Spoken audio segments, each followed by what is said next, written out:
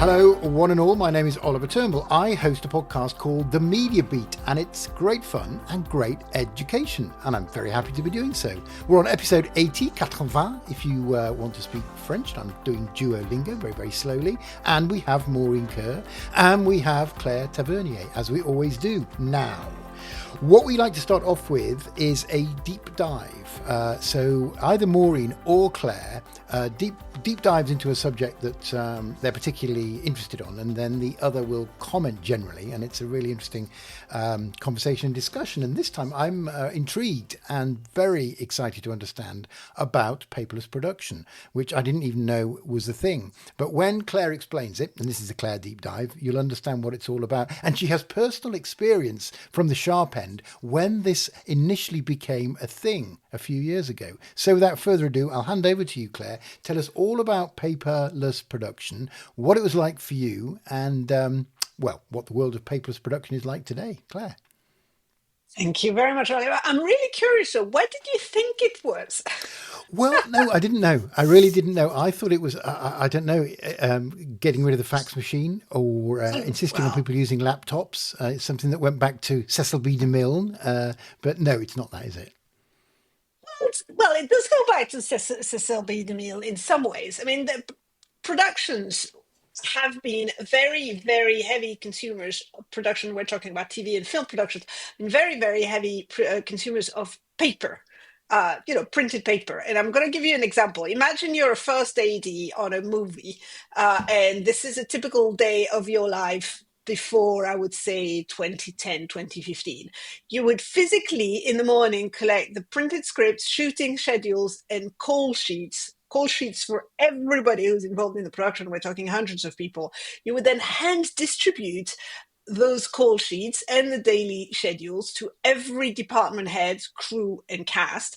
You will manually cross-reference the physical script pages and the notes for the scene requirements and the timing. Once you're on set, you would have paper shot lists and printed storyboards so that you can communicate with the director and the department heads.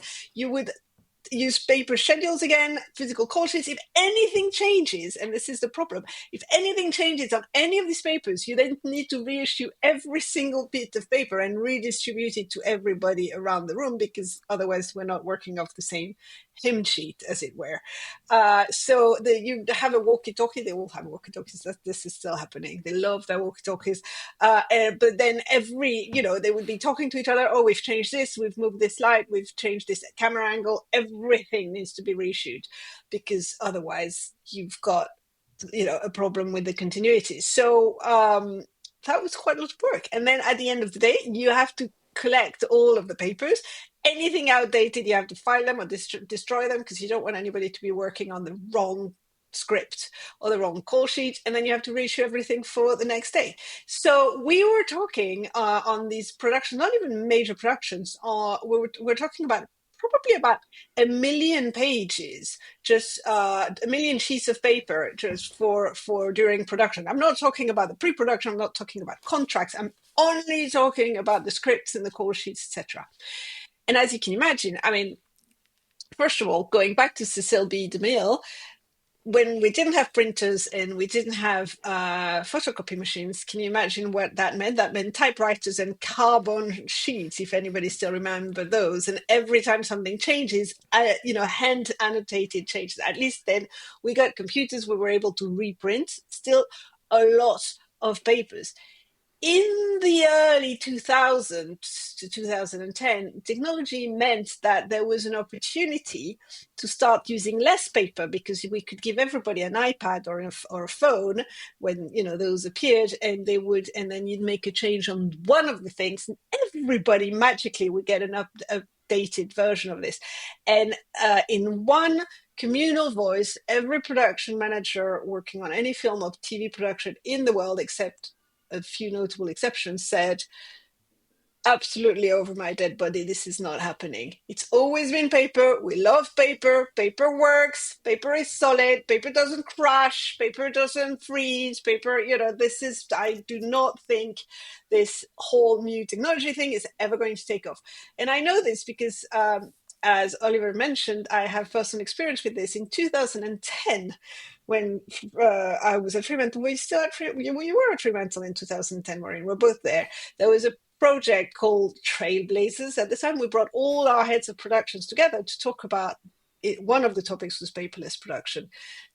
All the big heads of production of the big shows that Fremantle was doing at the time were very much against the concept of trying paperless flows. The one person, and I spent, I think, more time researching, trying to remember his name than I did on anything else. The one person who was not doing this was somebody called Mark Boss, who was I think the series producer, the executive producer of a series called Escape to the Country, which is was a small real estate show, daytime real estate show that Talkback Thames at the time was producing. Now, Escape to the Country had just faced a 35% reduction in budget, and then being asked at the same time to make more episodes. And so Mark, who was a bit of a techie, decided that the only way to do this was to move entirely to a paperless production workflow. So he gave everybody iPads, and he said, this is the way we're going to do that. And he made savings of 50%, which actually made the other heads of production sort of sit up. That allowed a lot of the crews to go and self-shoot because they didn't need as many people there to make sure that there was continuity because they had their iPads, which were updated all the time. And I actually... so he says, because I'm not a watcher of Escape to the Country, the production values were better. It looked better. So I want to give a huge... shout out to Mark Boss, the first person that I know that actually embraced paperless production. Since then, of course, after an initial barriers to entry, paperless production has very much taken over the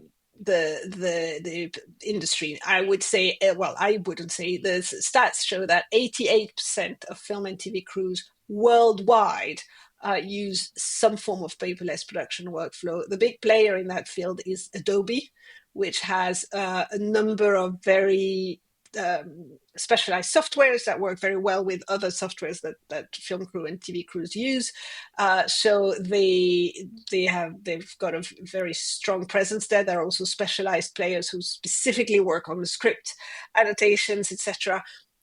The estimated cost saving, giving you some numbers here, estimated cost saving from going 100% paperless on a UK production is over £20,000 per show. ITV, for instance, has said that since they've implemented paperless productions, they've saved 3.4 million pieces of paper a year. So, these are good things to do. Now, that's the overall story of paperless production. As I said, it didn't start very positively, but it ended up being absolutely the thing that everybody does. It's continuing to evolve, and we will have to look at what happens now, specifically with AI, because AI is changing the way that, for specifically script annotation is changing. It's also powering a number of things, content analysis, scheduling, all of these things. Voice control and voice dictation is also coming in and changing some of these things and making things even easier. Automated paperwork around compliance, which is a big area for film crews, and lots of different things. So it will be interesting to see where the technology goes next. I will say that the first reaction from any film crew in the world is going to be, no, I don't think that's going to work for me, but eventually they will adopt it. I will finally tell you about one famous exception, which I think, Maureen, you will appreciate. Famously, on Saturday Night Live and on Late Night with Seth Meyers, they continue to use handwritten cue cards. And there is one guy called Wally Ferriston who's been writing and handling these cards for the last 25 years for both shows. And I went to a recording of the Seth Meyers show, and he's very impressive, but everything is written down. And when asked why they did this, they go back to exactly the same thing that people did in 2010. It's more reliable. The physical cards never break. There's no malfunction. It's more flexible, which that I think is a bit surprising. It's more personalized to the performer's reading style, but really, I think a lot of it is about tradition and, to some extent, union protections, because those cue card handlers are unionized. So there's still a little bit of paper around and cue cards, but from an industry that was a huge consumer of paper, that was entirely paper based, we have in about 15 years moved to very much a paperless environment across most of film and TV productions in the world, and that was a quick précis on paperless production. I hope you found it interesting. I find it very interesting. Claire, I mean, you're preaching to the choir about that sort of pivotal point between the old ways of doing things and the new ways of doing things, and all sort of the issues that we find in between those. So I'm fascinated because I know you've picked up on the AI angle, but don't you think we're going through the same, transformation and, ways of doing business and the resistance levels as well to, acknowledging or even trialing or experimenting with new ways? And of course, AI now is that new way. But it's fascinating. Can I pick up on one thing? Because I know that you were there in the audience for Zeph Myers, and of course I'm green with envy. The guy, and I always forget his name, but you just mentioned it, the one who does hold up Wally. Wally, he holds up the cue cards, and of course it's heavily unionized. I always wonder, I don't know if you spotted this, but Zeph often asks him to sort of stand in front of the camera, and he's allowed to speak a few words, because ordinarily he's not allowed to, because that's not part of his, I guess he doesn't have an equity card, so he's not allowed to do that. But every so often Zeph asks him to come in front as part of the gag and say something, and that way he's allowed to, because he's responding to Zeph. And I think then he gets a check in the post, especially. Oh, that's nice. I didn't know that. And that's it's lovely. like really lovely. The equity will be SAG-AFTRA, but yes, Of that's course. that's sweet. Yeah, I mean it was kind of quaint, definitely, to watch, and I had remembered it when I was preparing for this. But yes, I didn't know that. That's very sweet. And I think, Oliver, you'll appreciate this, because especially in sort of this sort of a comedy environment, you cannot afford the cue cards to go amiss, or you just need those, because it's all about timing, it's all about content, isn't it? And as a stand-up comedian yourself. As a stand-up comedian, exactly. Right. Everybody go check out Oliver and the club near you. Well, we used to write it on our hands, actually. If we had new jokes, I'd have to write it on my hands, because I'd forget otherwise. So I have done TV warm-up. Well, that is paperless, I guess. Yeah, no, it's definitely skin. We used to use skin those days. But at the time, the very few times I've done TV warm-up, it's terrifying, because you've got to, when there's a horrible lull or some technical cock-up, you're the one that's got to lift the audience, and it's so stressful. So I didn't do much of that. But anyway, this reminds me of a story. So we all know friend of the show, Jane Featherston, CEO and owner of Sister. Well, her first job was typing out cue cards for Clive Anderson. Oh, really? Yeah, Hat-Trick Productions. She told us that. She told us that when she came in. That's right. That's a very cool. So Clive Anderson, unlike Seth Meyers, uses typed up cue cards. Yeah, no, she's moved on, and she got me stand-in work as well. So I did standing work on his lines anyway, because she's such an absolute So it's her first job, and she thought of me. What an absolute angel. She's done quite well. So that was her first job. That was brilliant. Yet another story. You just like paperless. How can someone make paperless production interesting? Just call on Claire and go on. she'll do it It's for fascinating. It is fascinating. Totally It's also the story of my life. Being in IT, I've spent a lot of the last 35 years trying to persuade people that computers are a better idea than analog. And you're right, Maureen. AI is the thing now, and so it's interesting. It's basically adoption. The tech is quite the easy bit. The adoption is the thing. But you can't blame people for thinking, well, a piece of paper doesn't crash, a piece of paper doesn't go wrong. So that was great. A lovely one. I love the paperless production one. Thank you so much, Claire. We have to move on. And of course, when we move on from the deep dive, we move on to In the News. And as usual, Maureen has an extremely fashionable overcoat on and an umbrella. She's standing with an iPad to help her. What do they say? What do they used to say to this report? Not hatch this report, post this report. No, there's another word, but anyway, I've got it wrong. Give this report, let's just say, about the perplexity settlement and the Anthropic payment. So something has been happening, something legal, money's been changing hands. Maureen has that story. I do have that story, and I don't have an iPad in hand. I have my Ray-Ban Meta glasses on. Flash. Is there a teleprompter love. in the glasses? Well, everyone asks that, but it's not. Everyone says, "Oh, do you see things, Maureen? Do you move things in your glasses?" No, I wish I could, but I can't. No, I just simply use the Ray-Bans now for telephone calls and the odd photograph or listening to my Spotify account. But anyway, that's beside the point. So go back to AI then. So it's been a big week in AI, as always, every week, AI search and publishing. So Perplexity, as we know, the big challenger who just tries to buy absolutely everything, the sun and the moon. The challenger has been pitching itself, of course, as we know, as the AI native alternative to Google. Well, it has been facing a copyright lawsuit from publishers who claimed that it was lifting their work without permission or payment. Now, what's happened is the complaint that Perplexity has to deal with has decided to settle out of court. And effectively, it was, I think, concerned that it would basically have problems with its reputation and thought it would probably be better off just to settle. It has settled. And It's also got so much money it's that got it doesn't. so much, exactly. That's the problem. Exactly. But it says basically that it wasn't training on journalism. It wasn't reporting wholesale, and it was giving proper attribution. But of course, the journalists and the news industry were saying, no, that's not the case. So anyway, it decided to sort of put its hand up and say fair cop, and settle. So that is the case at the moment. But what it has done is turn things around and say, why don't we instead set up a revenue share agreement with you guys as publishers and journalists, and I'll then enable you to share in the profits of my system.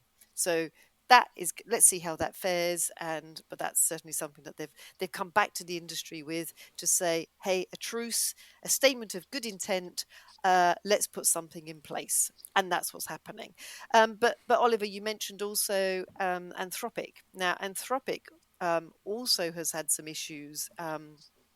And it's been basically confirming that it will make also regular payments under various licensing agreements with the publishing community.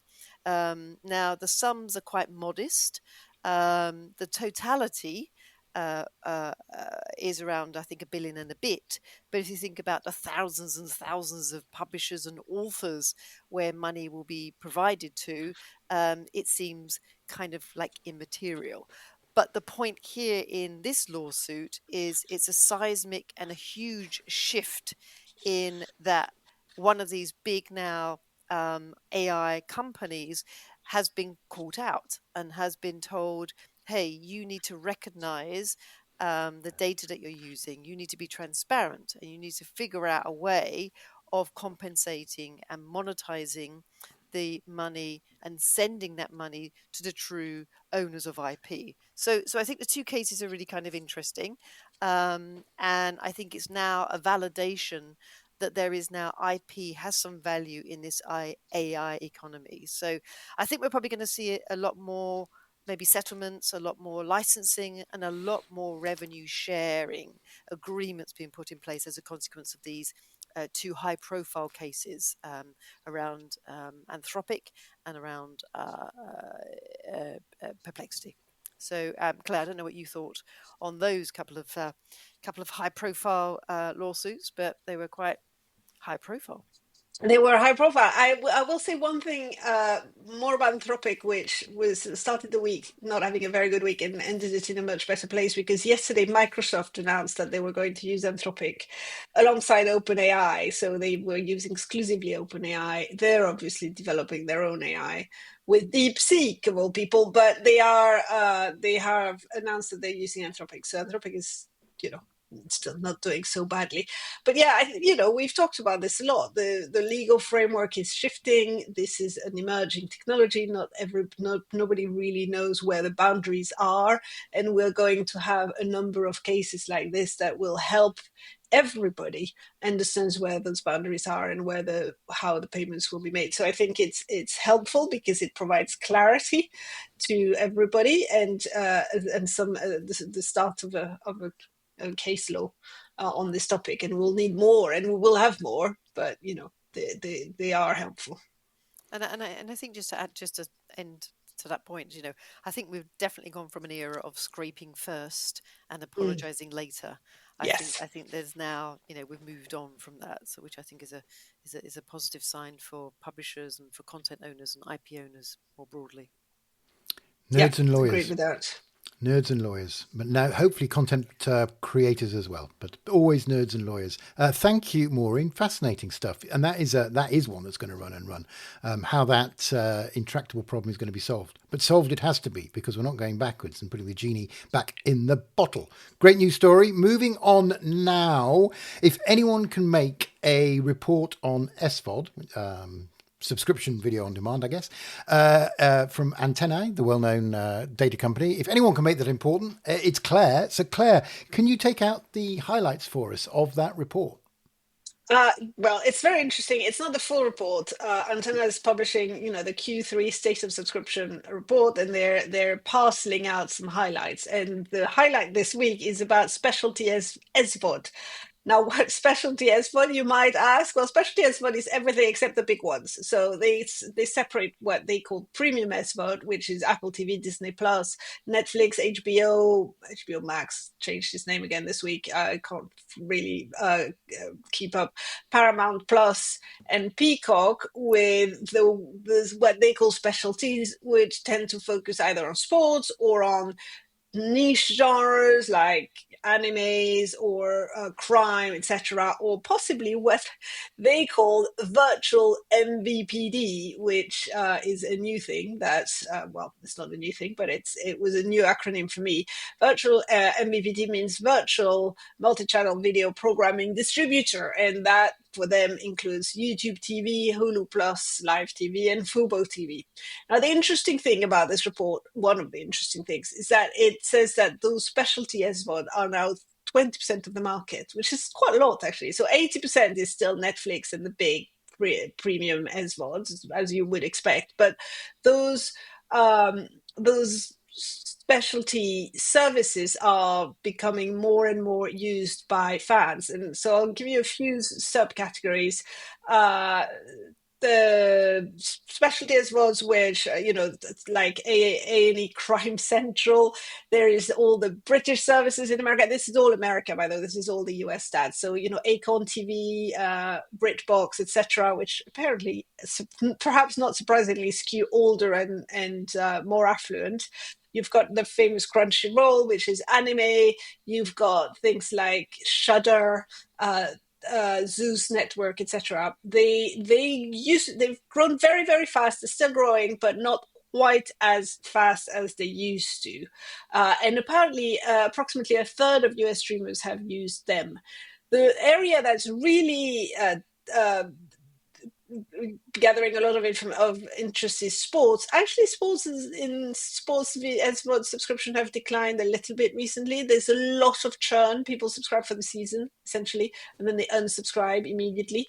But that's a very crowded market. We've got DAZN, ESPN Plus, MLB TV, etc. And then you've got the virtual and MVPD, such as Hulu Plus, YouTube TV, etc. This is actually this has got a lower churn because people see them as proper alternatives to cable and satellite. Interestingly, what the report also says, which we won't be surprised about, is that there's a lot of serial churning. People churn and then come back, which we've talked about. But that means that in terms of acquisition strategy for these smaller specialized channels, it's quite tricky because there's acquiring the customer first and then there's reacquiring them once they've let the subscription lapse.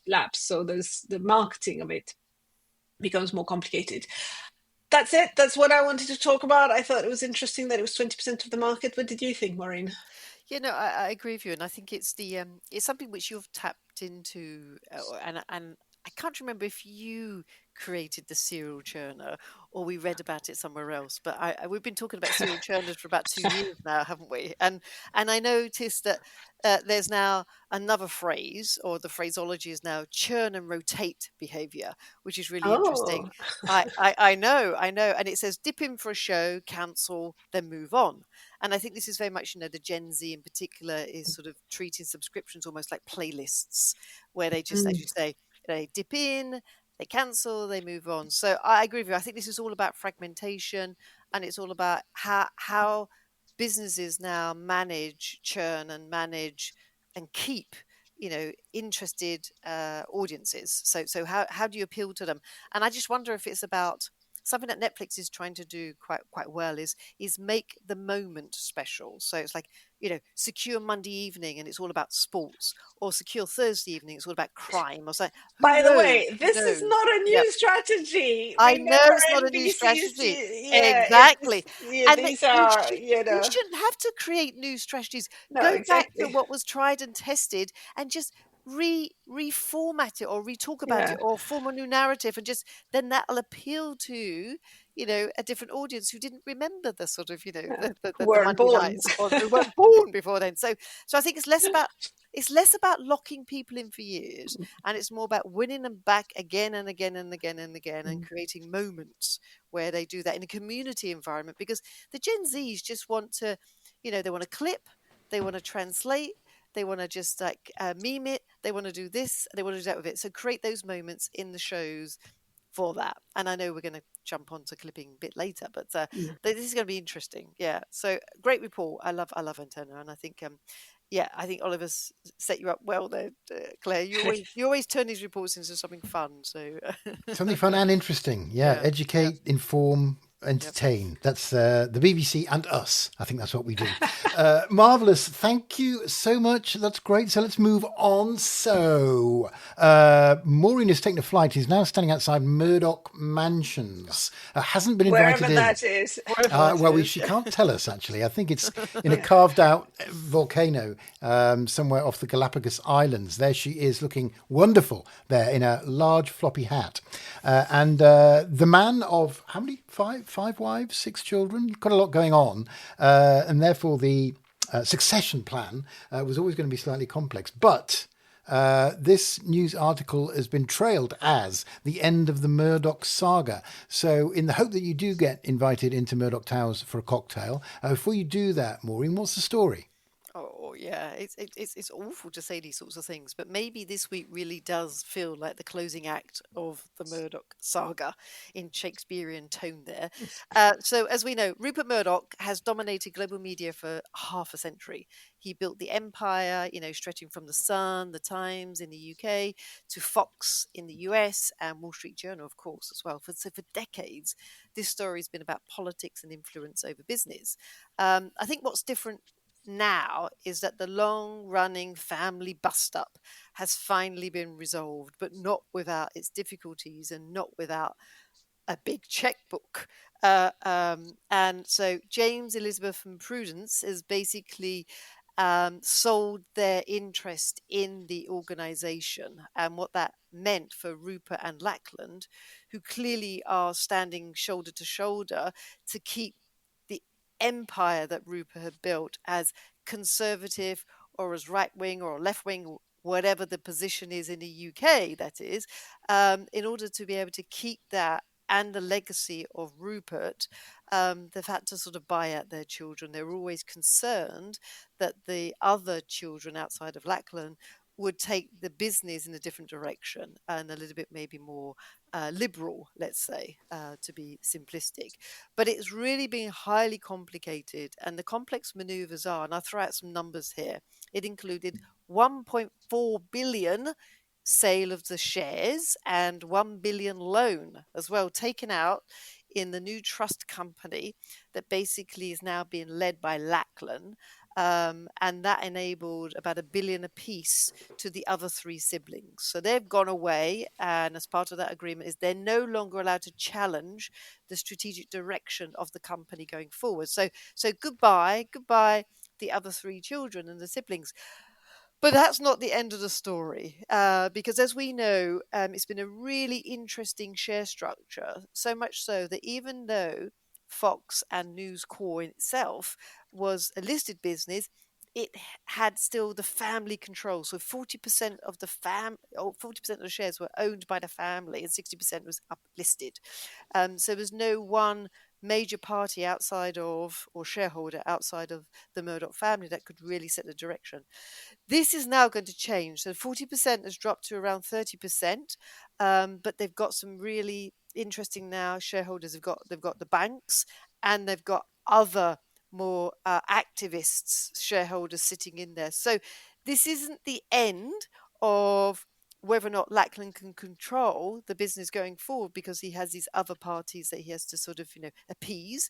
But it certainly means that the Murdoch family issues are now sorted, and the siblings go away, leaving the empire for Lachlan to sort of run. So, oh my gosh, Succession is not even touching the issues and the financial shenanigans that could now behold and Lachlan going forward. So who knows whether or not someone's going to write another story to look at the spin-off of News Corp. So anyway, I find this absolutely fascinating. It is sad in one instance that this, Rupert Murdoch has sort of, handed it off to Lachlan. But in another way, it's been financially interesting to see these maneuvers and how it's all been played out. So, Claire, I know, sorry, that took a little bit long to explain that, but there were some financial shenanigans which I thought were interesting to sort of mention. But Claire, I'm sure that you have a view. Either you just couldn't be bothered with it anymore, or No. wow, I think it'll be it's, interesting. the thing is, we have to be bothered because these people have such an impact on our political life. So as much as we shouldn't really care about what goes on in the private lives of the Murdoch family, it does have an impact. You forgot to mention the 2 other daughters, so I will. Grace and Chloe, who are the 2 daughters that are younger, they're like 22 and 23, that Rupert had with Wendy Deng, who are still in the new trust with Lachlan, but I think with non-voting shares, so they didn't get their payout yet. And I'm sure, but it's a slightly different. They never had control. They always had non-voting shares. I think, well, first of all, there is a new TV drama coming out, specifically around the Murdoch, but it's called The Hack, and it's coming on ITV, and it's about the phone hacking scandal. So it's looking back at history rather than specifically at this period. So they're not going to be off our screens for very long. But also, Lachlan, wanted control. He has control. Let's see what he does with it. It's not going to be an easy ride. We've talked a little bit about this. He inherits an empire that is a little bit shaky. The business is not as healthy as it once was. There's AI is coming, as we've discussed. Newspapers are struggling, and there will have to be some very difficult decisions to be taken in the next few years. So we will keep monitoring it. And we'll probably do a piece on sort of activists again, because I'm sure in the next year or so there will be the rise of the activists, and in particular we commented on it, I think about a year and a half ago. Starboard Value once tried to dissolve News Corp's dual class structure. They're still sitting in there, and I'd imagine they'll have another pot shot at Lachlan in terms of direction, given, as you pointed out, the business is in a more disruptive environment these days, with more sort of cable cutting, and newspaper industry is not as strong as it once was. So yeah. Well, stake your pitch outside Murdoch Towers for the next episode. I didn't realise he had 6 children with 3. I've just been looking up on Wikipedia, 3 different ladies. So Prudence was even earlier than the 3 ones that are famous. He had 2 more wives with no children so far.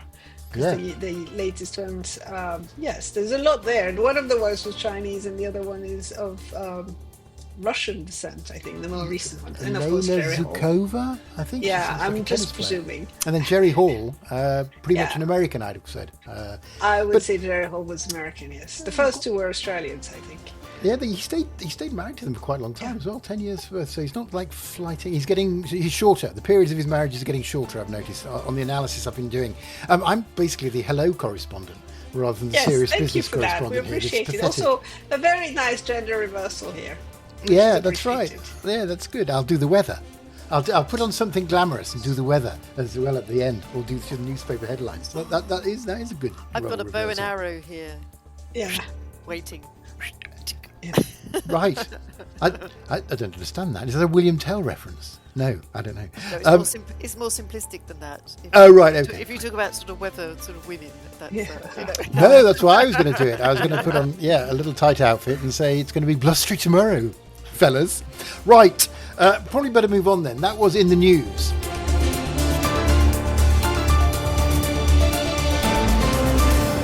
Okay, here we go. Podmojis. Hooray, Podmojis. And Maureen, can I mention that you've got a surprise coming at the end? Or is that just a tease to keep people going? As if anyone tunes out at this point in the podcast. So, Podmojis, round one. Right, yes. We'll start with Maureen. So this is, goodness me, this one was a difficult one to Podmojize. UK advertising watchdog accused of breaking rules in its own ad campaign. Well, first, of course, you have to explain what that is. We will indeed. And this is another classic of Claire, who was rummaging through the news clippings outside one of these news organisations the other night. And in the dustbins, yes. In the dustbins, yeah. It's very good of her. This one is almost too ironic to believe. Yeah. It really is, right? So the Advertising Standards Authority, which is the body, Oliver, that polices advertising. Yeah. Right, so it's accused of breaking its own rules in one of its own campaign. So it's basically put an advert out there.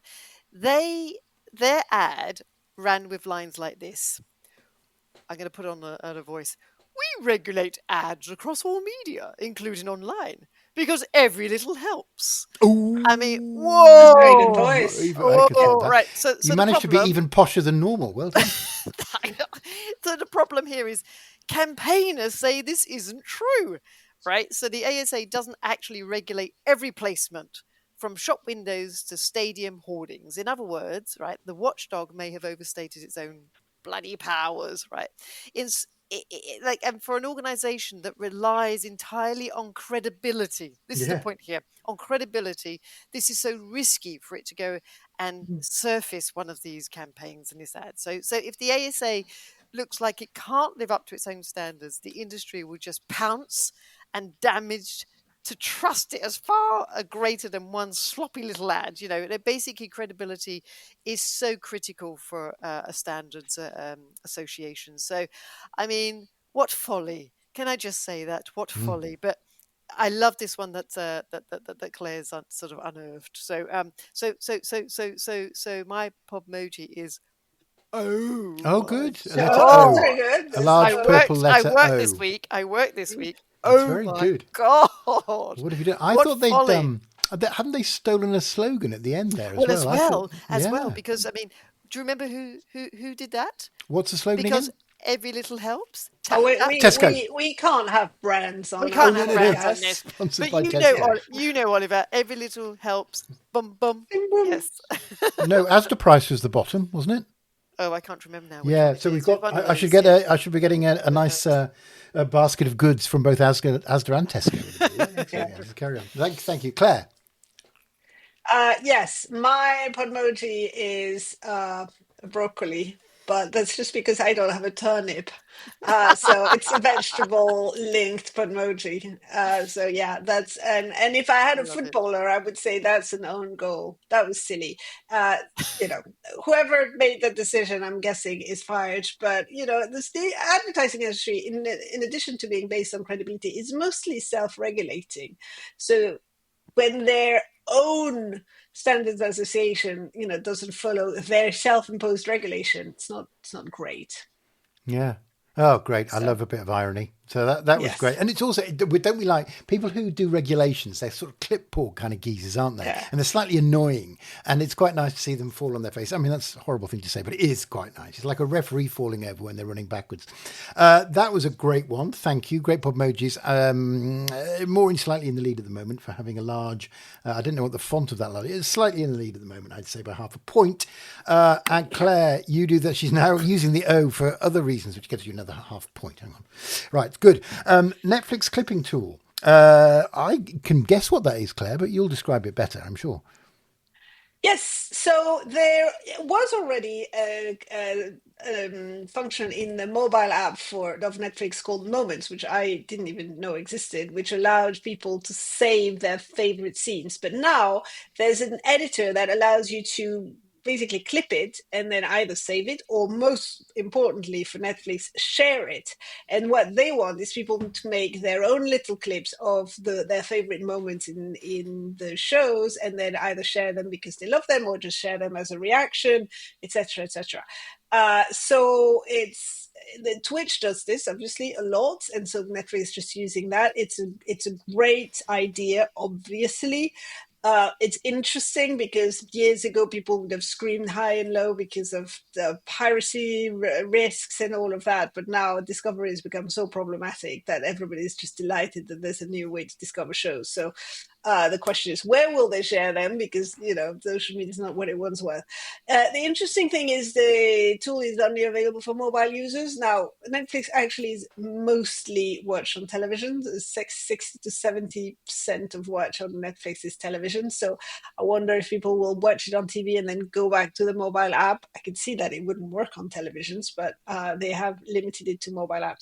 I like it. I think it's smart. I think it's exactly in line with the way people want to watch and share TV at the moment. So it's a thumbs up emoji for me. Simple, effective. Also snip snip as well. Snip snip and thumbs up. There's nothing to say you can't I'm have a double emoji. Yeah. Snip, thumb up. Yep, lovely. Great. Oh, great story. Well I'm explained. hoping that 2 emojis are going to bring me back up to Maureen standards. That's Let's why have I'm a look. doing it, to be I'll honest. just see what the scores are. Hang on. Yeah, no, not quite. Maureen. Oh, God. Oh, come on. That was a super one. She needs double points. I'm really sycophantic today towards Claire. It's interesting. Only towards Claire, I noticed. Only towards Claire, of course. Yeah. Do you know, so I can only add to what Claire has said, which I think this, and it'd be nice to hear what Claire thinks about this, but I think it's a really strategic and clever move on Netflix's part. I put aside the rights and put aside, what talent sort of worries about where these clips are going to go. But as Claire said, in this day and age, discovery is really critical. But I think it could influence commissioning. So, I mean, they can help then see which beats and characters really travel in the social world. So maybe it's a fan feature, but I think it's a pretty good strategic move. I wonder, and let's see whether or not that sort of pans out. But yeah, so mine is. Can I also still thumbs up because I think it's really good. I could do the that was lovely. Stretching it a bit, but yes, hang on. That brings you both back to level points. But yes, that's fine. It's sort of like. So I lost a point there because my bad emoji. Yeah. And also the apologetic nature that you grovelled for points. Oh, which, sorry. Of course, it scored you massively down. Yeah, it's like a massive focus group, isn't it? Really, this clippy thing. You just working on. Sorry, Claire, you were going to comment. Wow.